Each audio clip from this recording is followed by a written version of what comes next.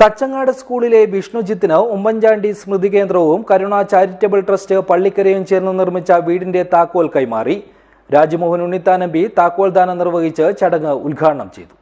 This news sponsored by Bobby Chamanur International Jewelers, traditionally trusted for 162 years. Oommen Chandy സ്മൃതി കേന്ദ്രവും കരുണ charitable trust പള്ളിക്കരയും ചേർന്ന് സുഹൃതം പദ്ധതിയിൽ ഉൾപ്പെടുത്തിയാണ് വിഷ്ണുജിത്തിന് വീട് നിർമ്മിച്ചു നൽകിയത്. ഉമ്മൻചാണ്ടി സ്മൃതി കേന്ദ്രത്തിന്റെ നേതൃത്വത്തിൽ നിർധനരായ കുടുംബങ്ങൾക്ക് നിർമ്മിച്ചു നൽകുന്ന മൂന്നാമത്തെ വീടാണിത്. കെട്ടിട നിർമ്മാണ കമ്മിറ്റി ചെയർമാൻ ഹക്കീം കുന്നിലിന്റെ അധ്യക്ഷതയിൽ രാജ്മോഹൻ ഉണ്ണിത്താൻ എം.പി. താക്കോൽ ദാനം നിർവഹിച്ച് ചടങ്ങ് ഉദ്ഘാടനം ചെയ്തു.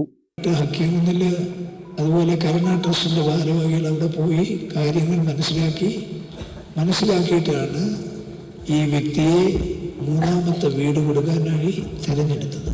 ഇപ്പോൾ സ്വാഭാവികമായി നമുക്കറിയാം, ഇത് റമദാൻ മാസമാണ്, വ്രതാനുഷ്ഠാനത്തിൻ്റെ നാളുകളാണ്, കാരുണ്യ പ്രവർത്തനത്തിൻ്റെ നാളുകളാണ്. ഇസ്ലാം സമൂഹത്തിൽ ജനിച്ച എല്ലാവരും ഈ കാലത്താണ് സക്കാത്ത് കൊടുക്കുന്നത്. എന്ന് വെച്ചാൽ അവൻ്റെ സമ്പാദ്യത്തിൻ്റെ 1% അവൻ സാമൂഹ്യ പ്രതിബദ്ധതയുള്ള കാര്യങ്ങൾക്ക് ഇല്ലാത്തവർക്ക് വേണ്ടി കൊടുക്കണം. ഇതൊരു പുണ്യകർമ്മമാണ്.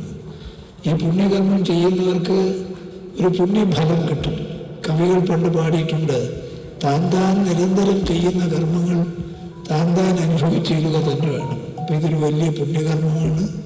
Sajid Mauval, P V. Suresh, Dhanya Suresh, K V. Bhakthavalsalan, K A. Bakkar, Jomon Jose, Raveendran Karicheri, K V. Sreedharan, K V. Balakrishnan master, Abdulla Chithari, C H. Raghavan, C K. Aravindan, M P M. Shafi, Rajesh Pallikkara, Chandran Thachangad തുടങ്ങിയവർ സംസാരിച്ചു. കണ്ണൻ കരുവാക്കോട് സ്വാഗതവും ചന്തുക്കുട്ടി പൊഴുതല നന്ദിയും പറഞ്ഞു. News bureau, Uduma.